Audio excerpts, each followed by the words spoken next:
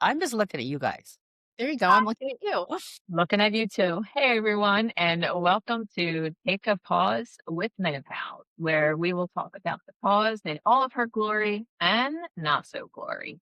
And I like to say I'm joined today with my partner in crime in Menopause, Debbie. Debbie. Hi. And we are so thankful and so excited to be rejoined again by our Giselle, who is our favorite certified menopause provider and sexual medicine provider. I mean, this is wonderful. I can just imagine the rabbit holes that we're going to go down. So so true. And today's topic is we're talking about the T. That's right, girls, the testosterone. So basically, here we go. So buckle up, Buttercup, because we're about to talk about something that will make your gynecologist nervous, your partner interested, and your mother in law clutched her pearls. Oh my. That's right. We're diving deep into testosterone therapy for women. And everybody thinks, is it just for men? Is that what makes them grunt at the gym and buy excessive power tools? No. I No. mean, they could just like excessive power tools, but women have it too.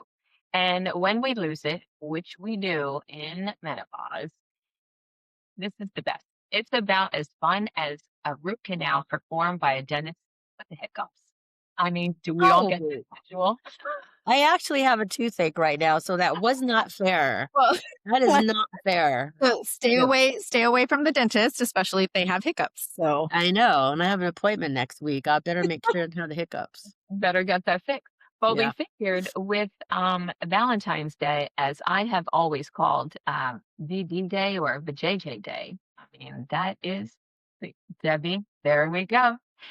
It is just around the corner. And so we figured it's perfect time, because everybody always gives chocolate and roses.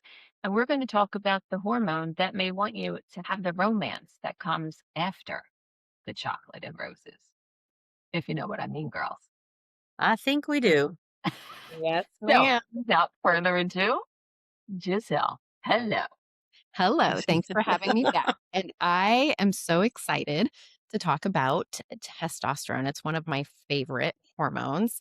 Um, it is like I always say, and I think you've heard me say this a few times, not only is it the hormone of desire, but it's also the hormone of motivation. So, Mm. um, and gosh, there's just so much about it that is still unknown, still taboo. What is testosterone, right? The Okay. basics, also known as biology class. Um, but we're gonna make it a little bit interesting. Um, I promise to make this more fun than your high school biology teacher Oh, who made you dissect a frog. We're not gonna do that, but we are gonna talk about Goodness. testosterone and androgens and what it does for women. So historically, right, testosterone is an androgen, which is a fancy word for male sex hormone. So, of course, whenever you walk into your provider's office and you're like, hey, I want testosterone, they look at you like you're growing a second head. Like, that's the men's hormone. Why do you want that? Um, but there's a plot twist that nobody talks about is that women make it too.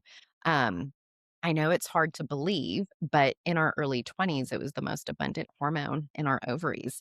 It's like finding your favorite restaurant has a secret menu, right? Why didn't anybody tell us about testosterone? And where does this magic hormone or this magic juice come from? In women, testosterone comes from 3 places. It's I wanna call it the trilogy, right? yeah. The Mm. ovaries makes about 25%, of the testosterone, so it's not just for making estrogen. They're like your ovaries are it's a whole, like, pharmaceutical operation that's going on in there, right? Your adrenal glands, which, those are the little glands that sit on top of your kidneys. It's like a little Mhm. for your kidney. Yeah. Anyways, that's where our cortisol comes from, but hormones are made from there too, and so testosterone, about 25% is made from there, and then also, like, our peripheral tissue. Um, it's like a DIY hormone conversion, right? So when we're talking about testosterone and and like levels and normal levels, Um, what's normal? When did it go sideways? How did it go sideways? So premenopausal women typically cruise along when you look at the lab values, and it can be, they're different. Every lab runs different values, right? But it can be anywhere from 4 nanograms per deciliter all the way up to 70 nanograms per deciliter, which can be considered normal. After perimenopause is when we have that drop. About 50% of our testosterone's gone. Oh, But what we don't realize, and what some providers don't realize, is that this actually the testosterone actually declines in your early 30s. So everything's going along just great. You're in your 20s, you have your sex drive, everything's good. You have that vitality because you have your testosterone that's working great. And then all of a sudden, it's like your body's ghosting you on testosterone in your 30s. And it's just like, yeah, we're done. I'm good. It's taken a vacation. So the menopause cascade, or what I like to call it, everything goes to hell in a handbasket. Um, this is when true, girl. you're say that That's again? I said Very so true. true. Yeah, So true. right? It's like, how did this happen? Right? It makes no sense. But our hormones just start to decrease and fluctuate. So when estrogen drops during menopause, it's like dominoes, right? It makes all the other hormones just go. So your ovaries start producing less testosterone. They're tired. They're like, nope, we're done. Mhm. There's less conversion of precursor hormones. So DHEA, um, uh, other hormones like progesterone, estrogen, all of those are just going to the wayside. They're going down. And then we have a protein called sex hormone binding globulin that as we Whoa. get older Okay. Can increases. you like just back up 1 second? Yeah, Sex hormone. binding globulin. What is globulin? Globulin. So it's a protein that's made in your liver. So and we'll dive deep into it. Okay. As we get older, that protein increases in your liver. And then there's other things that can cause an increase in what we call SHBG, because saying sex hormone binding globulin is just a mouthful. So things that can increase SHBG are certain medications. We'll get into that in just a second. Certain disease processes like hyperthyroidism, Hmm. hypothyroidism, PCOS can affect SHBG. Ah. Yeah. And it does exactly what's in its name, sex hormone binding globulin. Mhm. Binds up testosterone. It's a It's game changer. So a lot of times, and again, I'll dive into this when we go when I have patients come to me and they're like, I don't need testosterone. My provider said my testosterone's normal. Okay, that's great. Let's get some labs and let's really dive into this because your testosterone's not normal, I can tell you. So um I never it's had a test for SHBG. sex hormone binding globulin. Yeah, I never I didn't had even I I didn't didn't know even know there was it a existed. test. Yeah, And that's the thing. When we have to look at the whole picture when right. we're talking about hormones, right? Um, so there's hormones that affect testosterone. Testosterone affects other hormones. So getting a visualization of what your body's doing, what your hormones are doing is really important. Okay. Um, I have so many stories that I can tell you about, patients who have been put on testosterone without having any labs done, and that shouldn't happen. We need testosterone's a different beast of a hormone, and I'll get into that as well because we really need to monitor the levels, right? Because Right. things can happen. Virilization can happen where you start to have increased androgenic effects, which male pattern hair growth, male pattern hair loss, cystic acne. Again, we'll get into all of that, but so as we get older, this protein, specific protein, starts to increase. And then other medications that we take can also make that increase. So if you go and you get your blood work done and they're like, hey, your testosterone's 20, it's fine. Not if you have a high SHBG, because I can tell you it's not fine.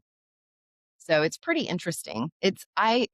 I'm telling you, it is my favorite topic to talk about, especially with patients, because then it's kind of like the light comes on when they're like, "Oh my gosh, my testosterone's really it's actually low and that could be a reason why I feel like this." Yeah, when you dive a little bit deeper and figure it out, absolutely. So So you have normal testosterone. What would your SHBG be? If you had, would it be it like, depends. oh, The SHBG is the variable, right? So the SHBG can change. So for example, I saw a patient just the other day and um she was in for a testosterone follow-up. So she when we first started her therapy, I checked her levels and her sex hormone binding globulin, her SHBG, was 40, which okay. is that was good, right? She had gone to, I believe she had gone to her OBGYN. Her OBGYN put her on a birth control to help with bleeding irregularities. Anytime you take oral estrogen or anytime you take a combined birth control pill, that's why girls in their 20s, they're like, God, my sex drive just took a dump. Well, yeah, because you're on combined oral contraceptives. It increases your SHBG, your sex hormone binding globulin, and it ties up your natural testosterone. Ugh, SSRIs do the same thing, right? So if you're on an antidepressant, that increases it. Now imagine being on an antidepressant, being on um, birth control. birth control or even oral estrogen. Now it's just like a double whammy, right? So her testosterone levels, we had her on testosterone. I did injectables on her, but her testosterone levels were high, but her SHBG was even higher. So her calculated free testosterone Mm, was actually considered normal. okay. So you have to look at the whole picture. Right, right, right. Okay. Yeah. Yeah.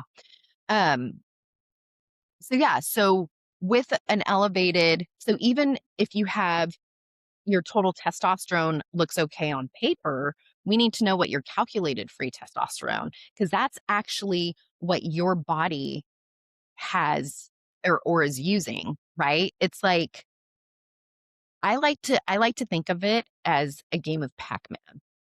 Okay. Ooh. So Pac-Man is sex hormone binding globulin. Okay. Okay. The little white ghost Yeah, are yeah. testosterone. Okay. So so what does Pac-Man do? Pac-Man goes and eats the It's ghost, toast. right? So then he eats as many as he can, and then whatever's left over is what you have floating out in your system. So that's even though your total testosterone, the ghosts that you started with were abundant or Right. normal, well, Pac-Man ate most of those, so you only have a little bit left, so that's what your body's utilizing. That first of all, it's a great visual because Yeah, that I helps a lot. love that game. I Yeah, loved it. We all played it with the joystick that yeah. Yep, kids yep. nowadays would be like, "Oh, that's so vintage." No, it was It's amazing. coming back. It Yeah. it's coming back, and Yeah. hello, there's a Miss Pac-Man, so we can put a cute little pink bow. I Yeah. did not know that. I Yes, did not that is amazing though, just that whole and now because I was trying to understand how that SHBG, but just saying that, it's amazing because now I got the picture.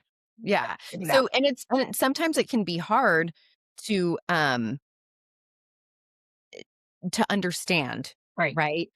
Um I used to be a clinic director for a testosterone replacement clinic for women, and it was so amazing to see the transformation that women would go through being put on testosterone. But but again, understanding all these hormones and how they work and Mhm. explaining it to the patients and they're like, "Oh my gosh, that makes so much sense. It's pretty cool." Yeah. So it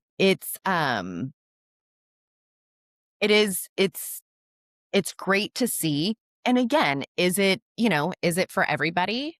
Maybe not, right? Right. We have to see because there's other factors that play into that. Right. So, how well they metabolize, or do they metabolize too much that they,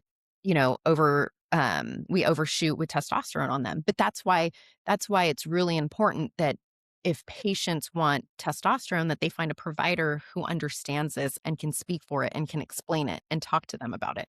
Um, and not just look at one value. You have to look at everything as a whole. Yeah. So Yeah. really, really important. And a lot of times when I start patients on, um, when I start patients on testosterone, they're like, is this what I've been missing this whole time? Because we start them on estrogen and progesterone and we're like, oh, estrogen and progesterone. Yes, it's great. Okay, but something still is missing. What's missing? Like I'm not getting it, right? So then we start to talk to them about testosterone, right? So estrogen kind of keeps the lights on. Testosterone is the hormone that makes you actually want to go to the party and keep the lights on, right? Right. So So go ahead. So my question is, when you first start taking testosterone, how long does it take before you actually kind of go, oh, something's happening? I'm sure if you haven't had any or you haven't had right. progesterone or estrogen, like me, for many, many, many years, I'd imagine your body's saying, "Uh, Hello. hello, like, What do we but do? I mean, I'm sure it takes a while. And will you be Absolutely. able to tell the difference? I mean, do you Yes, you how long should. do you expect to wait to find out? You What's should the you should be able to tell the difference. And that's a great question. And a lot of it has to do with the modality of of the way that the medication is being delivered, right? And there's Mm, different ways for us to give testosterone. Um, the most common that you'll hear is either the transdermal cream or gel, right? Mhm. So that's what I compounding. So yeah, doing a compounding formulation, that's right? Um, and that one I like better than the transdermal gels because the transdermal gels are gels specifically made for men, right? So a man gets 150 gram packet and they put it on and that's what they get for a full day. That one packet for a female is supposed to last like 7 to 10 days and it's supposed to be a pea size. Okay, well, my pea size is different than your pea Yeah. size, right? So if we know that we want to go about 5 milligrams a day, then why not do a compounded version where you can click it? It comes in a top click yeah, dispenser like that's what I this, How is that? Yeah. and then you click it, right? So um it really does depend on the formulation. So there's transdermal creams and gels. There's injectables, which happen to be my favorite. There's pellets, which are pricey and really take somebody who knows what they're doing to get those formulated. I have administered all types of testosterone. I don't mind pellets. I would prefer to use Testopel, which is an FDA approved testosterone pellet. I like to keep my hormones separate when I do hormone therapy, so I can do estrogen and progesterone separately than the testosterone and it's not mixed together in a pellet. Um, there's troches, which is kind of like it's a how do you it's a troche that you put in between your gum and your cheek Oh, and it stays there, right? There's oral formulation. Yeah.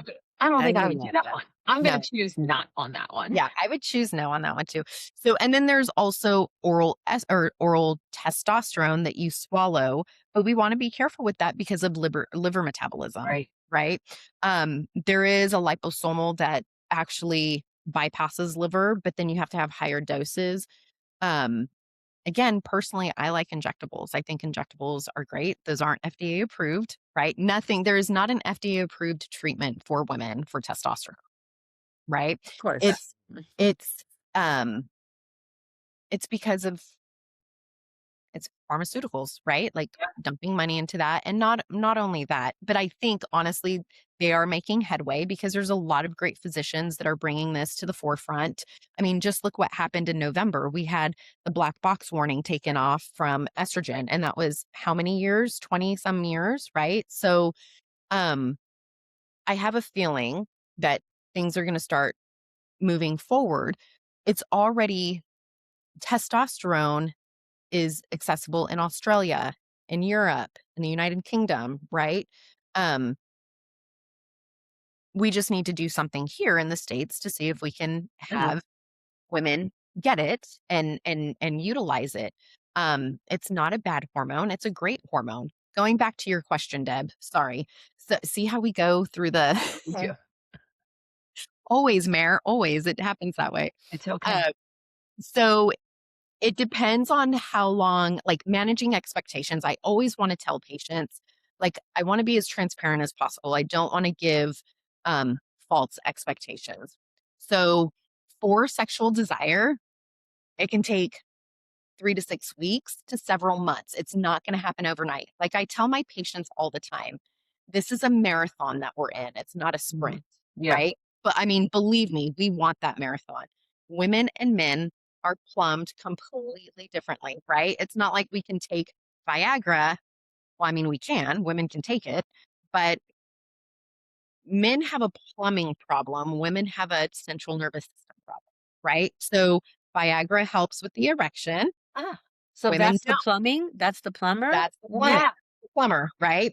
Plumber. So, Mm, however, That's a but we very can great way of thinking about it because I would right, be like, well, wait, why can't we just pop the Viagra, be like, oh, yeah, all right, getting ready, 20 minutes or half an hour. I don't know how even long it would take for Viagra, but it wouldn't even do anything because everything is different. because, and this is going to age myself, and you ladies are going to know this, men are from Mars, women are from Venus, Yep. yeah. I read right? that somewhere back Yeah. in many years ago. Yeah. Or But so. it's absolutely true. And as we talk about testosterone and libido, which I talk to patients about it all the time, um, it really is a mood and it's a biopsychosocial thing. And we'll jump into that because this is, I love again, this is what I love to talk about. I love testosterone. I love talking about hyposexual desire disorder and libido. But again, for sexual desire, it can take several months. For energy and motivation, anywhere from 4 to 12 weeks. For muscle mass and body composition, Mm, it can be 3 to 6 months because again, we're building muscle. It takes right. time, Right. even with hormones. Right. Um, for mood improvement, it can be 4 to 8 weeks, and then that cloud starts to lift, right? So it's not a quick fix. It's a long-term investment and feeling like yourself again. And it's really hard. Like I'm the queen of instant gratification. I want things done yesterday. So We it's all really do. me to Yeah. tell patients to be patient, right? But it does take some time. But again, we're talking about testosterone here now, right? But there's other things. There's 2 FDA approved medications for libido for women, Hmm. Vyleesi, which is a peptide, and Addyi, which is the little pink pill, right? They Hmm. both work on desire, on increasing desire. I Some patients need one of those things, some patients need all of those things. Now, going back to the plumbing problem and the central nervous system problem, we can also give women and men nasal oxytocin. Oxytocin's the hormone of bonding, right? It helps you connect. You can spray nasal oxytocin and have that bonding when you're having, right before intercourse to see if that helps with desire. There's so many different things. It's really fascinating.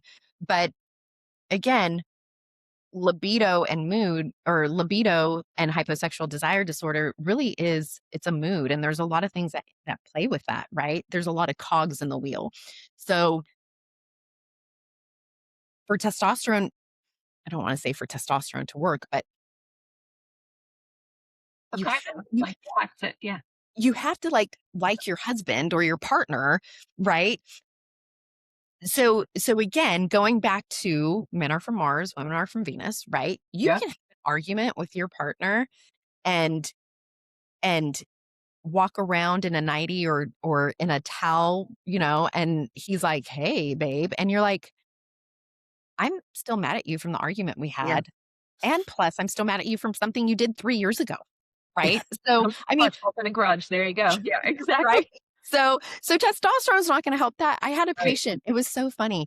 I had a patient and, I started her on testosterone, and it was a pretty good dose of testosterone, and, I asked her, I said, "So, how are things going?" And she goes, okay." And I was like, "Let's talk about this."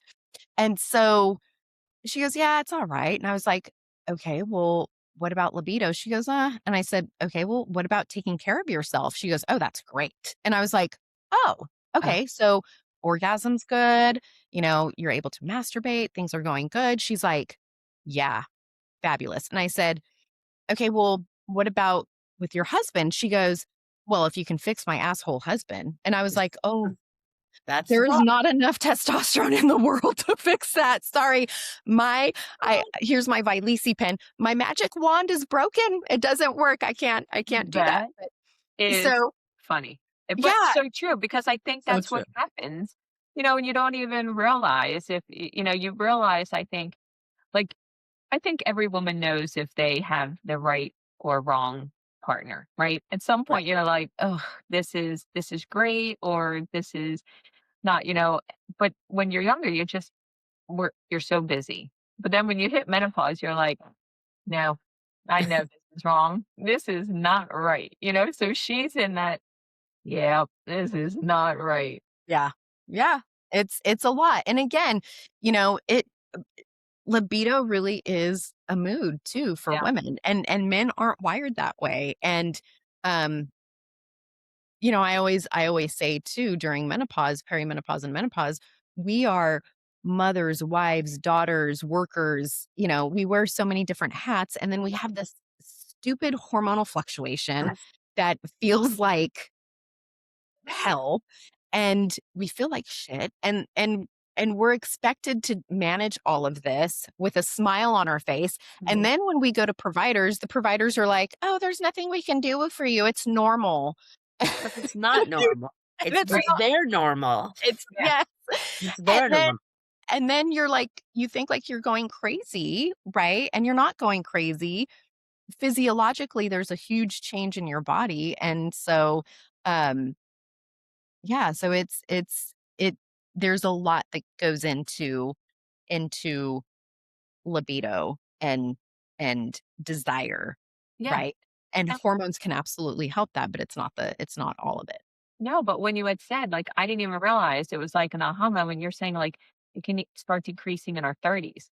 That's Mhm. around the time, though, when your kids are getting older, Yeah. you also work, and you sort of notice that it's not there anymore, but you're so busy and tired, you just blow it off because you're like, oh, God, no, just too tired. And you talk about it with your friends, but I never even thought it was my testosterone. I always thought it was just because, well, you're stressed and you're tired and you're Because that's always what we're told. right. That's what So we're I fed. never thought, but here, yeah, I mean, aside from estrogen, that they still don't tell you that you were having that decrease, but knowing that the testosterone starts from there, it makes complete sense of why women are in their 30s. I know I was, and you're just like, oh, well, yeah, I'm just tired. I'm working. I Mhm. had to go to a choir, Right. practice with the kids and listen to them play the recorder. God, Do horrible. you remember the Oh, recorder? God, the Oh, I recorder. played one did for you? a moment, because I'm older than all of you. So, speaking about the age of all of this, Mhm. in today's world, a lot of young women and men are waiting longer to even have children. I'm so glad you brought that up. I was gonna say So something about that. I was just thinking you're talking about that, and I had infertility issues, so I was more the later side. Um, but right now, there's so many young people that are in their mid 30s are like, Yeah. I'm not even ready yet. How's that going to affect them? That is a great question, Debbie. Yeah. Think It is about a great that. question. I'm Well, really and freaking out for And them. then the pressure, and then add the pressure. add the pressure on top of Yeah. that. And then a lot of women who have babies like 35, 36, they're like, "I don't know. The doctors just say my hormones will get right back to normal." Think about it. Some women start perimenopause at 35. So Yeah. to sit there and go, "Okay, it's okay." No, we have to listen to these women, right? We have to listen to what they're saying and listen to the symptoms they're having, and really try to give them as best support. No, it's hard. It's really hard, right? Especially when if they're breastfeeding. We don't want to give testosterone to the baby or Oh, estrogen or right. progesterone to the baby, but um, trying to give women support during that time, during that postpartum period, is really important because, again, being later in life, having a child, Mhm. your hormones are already crazy. Then you add pregnancy and postpartum on top of that, lack of sleep. Forget about it. forget about it. So there's a lot of things that happen during that shift, right? Oh, wow. Yeah. It can Didn't affect them. didn't even think about that. Yeah. So, and that's something that is really really important to talk about with the patients, especially. It's hard as going through like your OB visits, right? That's you're not going to talk about that. It should be talked about. There's a lot of things that should be talked about. Like um when we did the podcast on gut health, right? And women who've had a hysterectomy with their ovaries removed, right? That should be Yeah. part of that should be part of the planning Mhm. after surgery. Like Yep. in your not pre-op, but prior to that, patients should be counseled on that. There's a lot of things that, I want to say we can do better, but it's hard because we're limited with the time that we have with patients and everything. But um, trying to help these young women, especially going through hormonal shifts with all this and being pregnant on top of that, that's pretty intense. But um, testosterone starts to decline 29, 30. By the time we're 40, most women over the age of 40 have low testosterone. So when you have your ovaries removed, that is instant. You're done. That was Yeah. You still have a little bit. Remember, we talked about that again, Right. the previous Yeah. podcast, but you still have a little bit from like the adrenal glands. It's not much. You have a little bit that's left over, but trying to, um, trying to understand the changes that happen, it's like, yeah, it's totally hormonal. We need to replace it. These are such great aha moments, right, Deb? Because it it's like, it's I there are definitely aha moments. I mhm, wish somebody would have had that conversation with me, like, "Okay, you're getting a complete hysterectomy, everything's out, and you're still young." And you're yeah, like, "I still wanna have a relationship, I still wanna feel sexy," and you're and and if women I mean, a lot of couples are getting married later as well as holding Yeah. off kids. You're throwing them into this mix of, "Let's start a family, let's do this, let's be sexy, let's be romantic," and all of a sudden, you're like, "Wow, did I wait too long?" Because now I'm going through perimenopause, and I'm supposed to be romantic and sexy, and I'm supposed to be in love, and now your husband's like, "What just happened to you? Like, a few months ago or a Yep. few years ago, we were dating, you were like this hot sassy chick, and then Yep. all of a sudden, we finally decide to get married 10 years later because they stay yeah, engaged longer, and you're a whole new person." Yeah, it's because Not all this your ovaries are on a beach somewhere drinking Mai Tais, and they're and gone. you're stuck with the shell of what is happening. It's I like, sure hope my ovaries are enjoying that damn Mai Tai. Well, mine are somewhere, I don't know. yours are Mine are on some beach somewhere for years. yeah. But But it is very difficult, right? And so, um, again, when we talk about it, and it's not just it's hormones in general, Right. right? It really is the hormones in general. But going back to the testosterone, um, This is you and know, that's an important one, like, everybody gives all it's a the, big the one. hype to estrogen, which is very much needed, but nobody talks about the tea like we are. the T. And it's a Listen, tough one, tough I tea. always I always say we need the trifecta, right? Yep. We need estrogen, testosterone, and progesterone.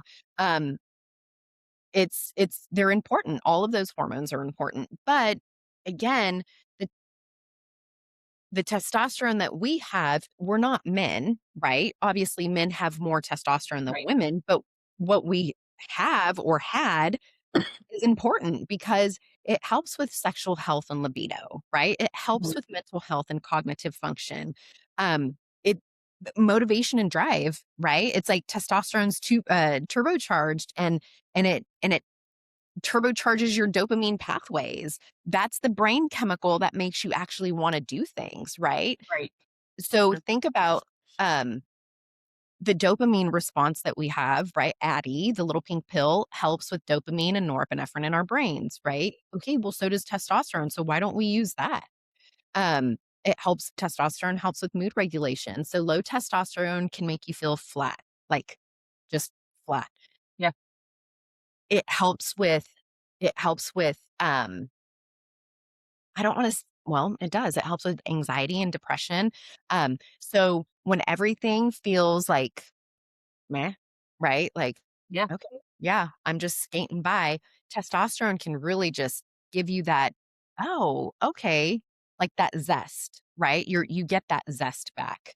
Um, it can help with cognitive sharpness, um, brain fog, right? How many times do we sit there and say, "Oh my gosh, I cannot remember the word remote. I'm looking at it, I know what it is, but I can't remember for the life of me what the hell it's called." I know.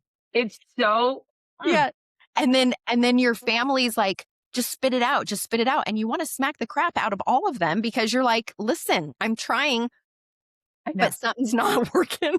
My husband, and I love him with every fiber of my body, calls it verbal charades Yes. because Oh, I like that. because I'm like, you know Oh, that that thing, that here, where is that? he was like, "Okay, follow what thing?" And I was like, "You know, that thing that is like the TV." And he'll, "Remote." "Yes, remote." Or, whatever it is, but it's like he'll be like, "Sounds like," and I'm like, "Sounds like first Yeah. word, not sure, but I'm getting there," and it's like he's like and you laugh about it, but it's like, But you can laugh about it, and you have somebody who is gracious with you about it. yes, Yeah. There's a lot of people out there that don't exact that have that don't partner who says, "What the hell's wrong with you? Are you fricking yeah, stupid?" exactly, And then Exactly.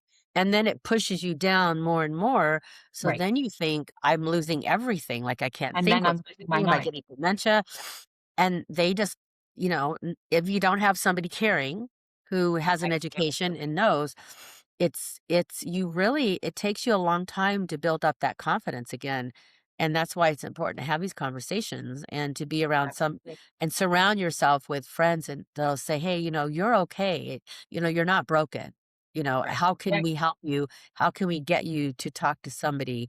And let's get your labs." And I wish somebody would have done that. I with me, and I can't even imagine how many women are out there right now who are still Well, and trying to figure it out.